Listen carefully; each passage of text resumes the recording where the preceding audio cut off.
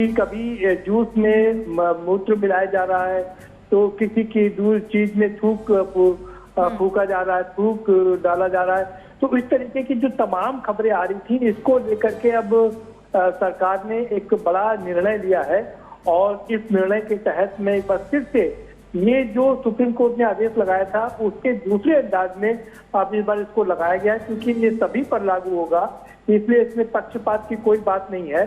हाँ, इस पर अंकुश जरूर लगाया जाए, क्योंकि इस तरह की जो खबरें आ रही हैं वो बिल्कुल भी उचित नहीं है और तमाम तरह की खबरें लगातार आ रही हैं। इसके मद्देनजर ही ये एक बड़ा कदम उठाया गया है। बिल्कुल, और कहीं ना कहीं ये कदम जो है सराहनीय भी है। जो लोग रेस्टोरेंट्स में जाते हैं, ढाबों में जाते हैं, कहीं ना कहीं उनको भी पूरी तरह से पता होना चाहिए कि वो कौन से रेस्टोरेंट में बैठ रहे हैं और हर चीज़ की जांच की जानी चाहिए। और ये भी अब जो कह दिया गया है कि खाने पीने की जो जगहों की जाँच तो होगी ही, लेकिन मालिक का नाम भी अब ज़रूरी कर दिया गया है। प्रदीप जी, बिल्कुल, देखिए इसमें जो केंद्र है, जो खान पान के केंद्र हैं, उनके संचालक, प्रोपराइटर, मैनेजर आदि के सबके नाम पते भी डिस्प्ले करना अनिवार्य होगा। तो ये अपने आप में एक बड़ी खबर है, क्योंकि अभी तक ये होता था कि कोई भी कहीं भी अपना दुकान खोल करके बैठ जाता था और उसकी जान पहचान नहीं होती थी।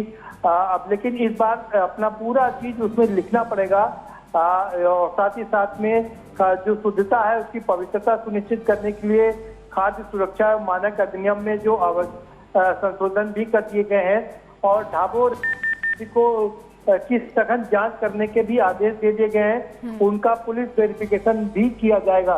तो अब कोई भी कहीं भी अपनी वो दुकान खोल करके नहीं बैठ सकता है। पहले उसका पुलिस वेरिफिकेशन किया जाएगा और पुलिस वेरिफिकेशन के बाद में उसके कर्मचारियों का, मैनेजर का, मालिक का, सब प्रोपराइटर का नाम उसमें डिस्प्ले करना पड़ेगा नंबर के साथ में।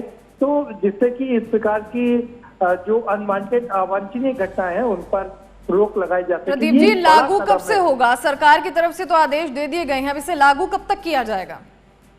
बिल्कुल, इसको तुरंत से लागू किया जाएगा। सरकार ने दिशा निर्देश भी जारी कर दिए हैं और बड़ी बात यह है कि ये कितना आसान होगा क्या, क्योंकि ज्यादातर जो हमारे यहाँ खान पान की चीजें बिकती हैं वो हम कह सकते हैं कि पटरी पर ही 80% जो व्यवसाय होता है वो पटरी पर ही होता है और ये कहीं भी रजिस्टर्ड नहीं होते हैं। तो ऐसे में इस 80% लोगों का जो व्यवसाय है उनको सुनिश्चित करना, क्या सारा पुलिस सारा काम छोड़ करके यही काम करेगी? ये हालांकि हो सकता है कि इससे जो ये अवांछनीय तत्व हैं उन पर रोक लगाई जा सके और जो घटनाएं घटित हो रही हैं उस पर भी रोक लगाई जा सके।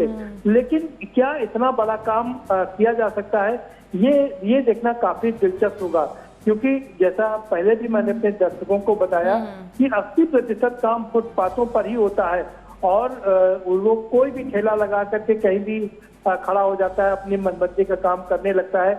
लेकिन अब उसको पुलिस को वेरिफिकेशन कराना होगा, साथ ही साथ में अपना नाम, संचालक का नाम, मैनेजर का नाम और सभी चीजें उसमें करनी होगी। खाद्य सुरक्षा की टीमें उसकी जांच करेंगी। तो ये अपने आप में एक बहुत बड़ा कदम है। सरकार इसको कैसे करेगी ये देखना काफी दिलचस्प होगा।